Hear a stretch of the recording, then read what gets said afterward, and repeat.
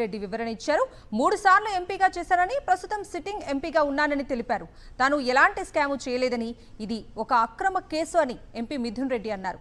తాను దేశం విడిచి పారిపోనని, తనకు బెయిల్ మంజూరు చేయాలని విజ్ఞప్తి చేశారు ఎంపీ మిథున్ రెడ్డి.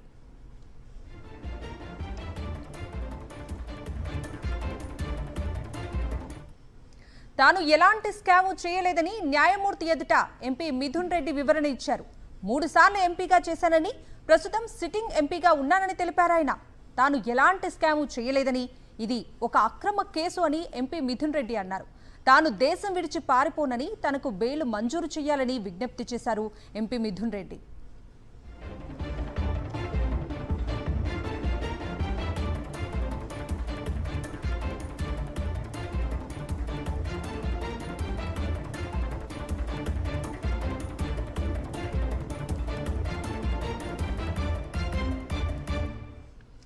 తాను ఎలాంటి స్కామ్ చేయలేదని న్యాయమూర్తి ఎదుట ఎంపీ మిథున్ రెడ్డి వివరణ ఇచ్చారు.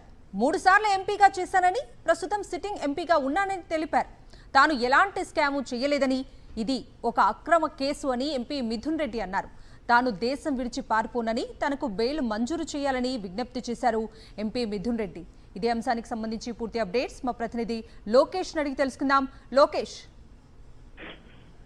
కవిత, ఏదైతే ఇవాళ లిక్కర్ అక్రమ కేసుకు సంబంధించి ఇప్పటికే రిమాండ్ లో ఉంటూ నిందితులుగా రాజమండ్రి జైల్లో ఉన్నటువంటి ఎంపీ మిథున్ రెడ్డితో పాటు మిగిలినటువంటి 11 మందిని కూడా సిట్ అధికారులు ఏసీబీ కోర్టు ముందుకి హాజరుపరచడమే కాకుండా రిమాండ్ ఎక్స్టెన్షన్ చేయాలని చెప్పి కూడా వాళ్ళు రిమాండ్ పిటిషన్ ఇంకొకటి దాఖలు చేసినటువంటి పరిస్థితుల నేపథ్యంలోనే ఇటు మిథున్ రెడ్డి న్యాయవాది కావచ్చు, అదేవిధంగా మిథున్ రెడ్డి సైతం న్యాయమూర్తి ముందు తమ విన్నపాన్ని వివరించినటువంటి పరిస్థితి అయితే ఉంది.